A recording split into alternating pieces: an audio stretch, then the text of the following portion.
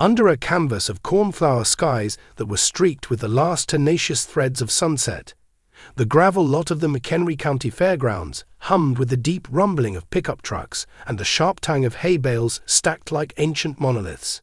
The festival was held in McHenry County, Illinois. It was September 19, 2025, and the air carried more than the promise of a Luke Bryan event that was completely sold out. It whispered of fuller pantries and peaceful nights for families who had long danced with the ghost of empty shelves. For the 10th year in a row, Bryan's farm tour was not merely a stage for steel guitars and sun-faded Stetsons.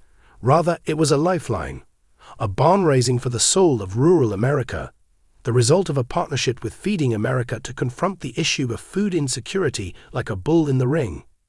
Luke Bryan, a young guy who was born in Georgia and with a voice that is reminiscent of warm bourbon and a smile that has the ability to enchant a flock of geese, had always worn his roots like a comfortable boot. He had been brought up on a peanut farm, where the summers consisted of sweat-soaked shirts and suppers consisted of whatever the land had to offer. So he was familiar with the pain of difficult times. While being interviewed, he would drawl, "Music is my hammer," with a drawl that was as thick as molasses. But this?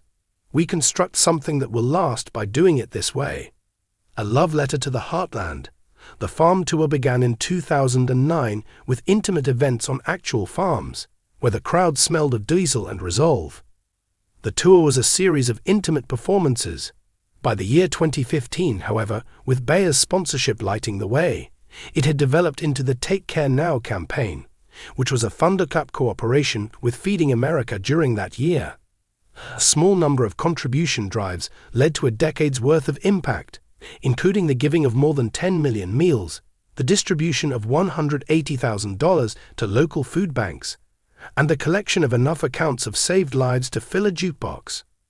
Even though tonight's stop in McHenry County, Illinois, which is a patchwork of silos and soybean fields located 50 miles northwest of Chicago, was the same as the previous one, everything seemed to be amplified, like the bass line of Country Girl, "Shake It For Me," was turned up to 11. Volunteers wearing Bayer-branded T-shirts fanned out like sentinels as the gates opened at dusk. Their tables were groaning under boxes that were labeled canned goods, pasta power, and kid-friendly crunch. Pre-show rituals included fans trickling in, tailgates being down, and coolers being cracked open. A calmer current, however, was woven into the fabric of fried Oreos and foam fingers. This current included the clink of canned corn, the rustle of rice bags, and the subtle thud of peanut butter jars finding their place. Consider the situation of Sarah Ellis, a single mother from Woodstock who is 38 years old and is attempting to guide her two sons through the crowd. The eldest of her children, Jake, who was 10 years old, was holding a crumpled dollar from his piggy bank while staring with wide eyes at the kaleidoscope of lights that were penetrating the darkness. Sarah was able to win tickets by participating in a contest on a local radio station. But it was the food drive that captivated her. In a low voice, she whispered to a volunteer, "We've been there," as she slipped a tiny collection of ramen and tuna into the bin. This was her lavish purchase of groceries for the week. This past winter, our Saturday routine consisted of waiting in line at the pantry. The music of Luke? It is the music that encourages you to get back up again. As if they were Firefly, her words floated in the air, shedding light on the why behind the what. The nation's hunger relief organization, Feeding America, says that 44 million Americans, or 1 in 8, struggle with food insecurity. This is a number that is especially painful in rural zip codes such as these, where food deserts spread wider than football fields. The field had been transformed into a sea of swaying silhouettes by the time the event began, with 15,000 people in attendance. The platform had been changed into a rustic altar made of worn wood and LED stars. As Bryan leaped on stage wearing faded jeans and a flannel that shouted "Back 40," his band began playing "That's My Kind of Trouble," and the crowd erupted in applause like a summer storm. When he paused, he was holding a microphone in his hand, and the spotlight was slicing his face into planes of earnest shadow. He was belting out choruses that had people two-stepping on grass that had been kissed by dew. "You'll know why we're here tonight," he added, his voice falling into that gravelly confessional tone from the previous sentence. "It's not only about the course of 10 years, we have satisfied the needs of 10 million mouths, and tonight, this is going to be added to that total." Although there was a resounding chorus of cheers, it was the more subdued nods and glances that conveyed the most meaning. Take Care Now was not a mere show. Rather, it was the driving force behind everything. The venue was filled with donation kiosks that were buzzing with incentives. If you dropped off 5 goods, you could get a guitar pick signed by Bryan. If you dropped off 10 items, you could enter for VIP upgrades.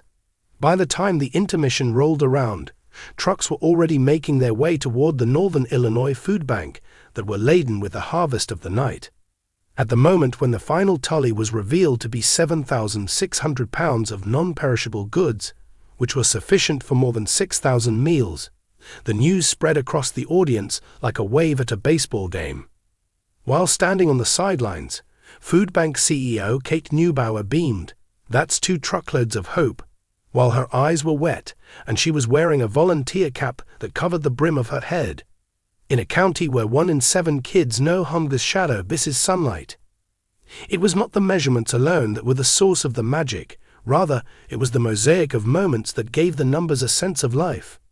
Backstage, Bryan was huddled with Bayer representatives and Feeding America liaisons. They were unfolding maps like treasure charts, mapping the next visits, which included destinations such as the panhandles of Oklahoma, the corn belts of Iowa, and the valleys of California, where the tour was making its first trip to the West Coast. One executive said, "We've collected £20,000 just this leg," as they scribbled statistics that danced toward another million-meal milestone. As Bryan leaned in closer, he was nursing a water bottle. "Remember the family from Georgia in the year 2018?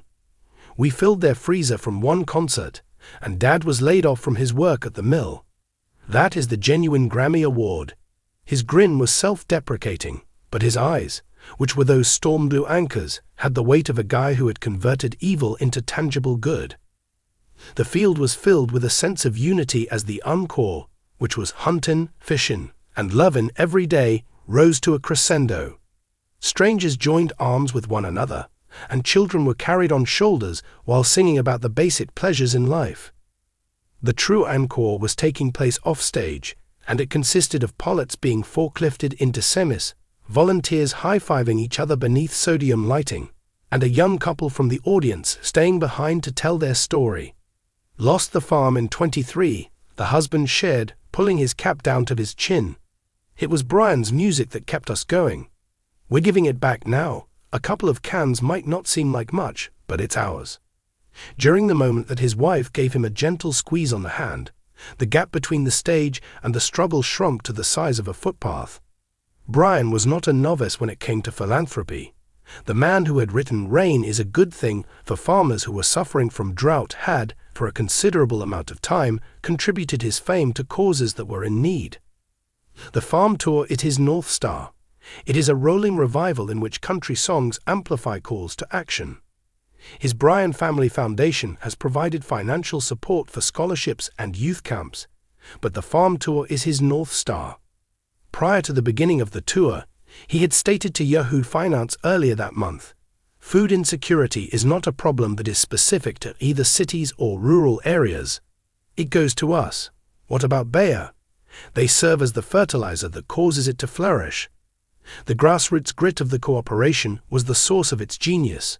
Fans served as co-conspirators, and concerts served as catalysts. Just dirt roads and direct impact, transforming Play It Again into Feed It Again. Could be heard was the chirp of waking birds.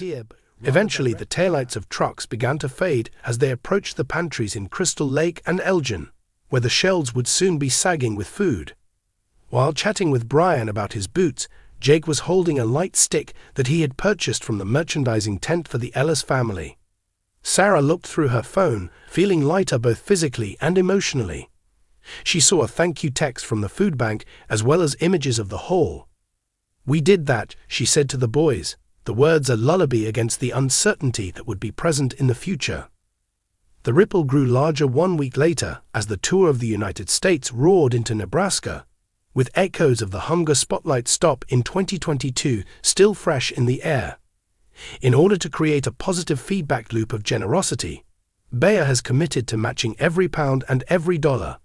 Through the network of Feeding America, which includes 200 food banks, those gifts from Illinois would be distributed to tables in states ranging from Mississippi to Missouri. Is that Bryan? In the heartland, he would be there, holding a microphone in his hand, telling people that the harvest is not just what they reap, but also what they share.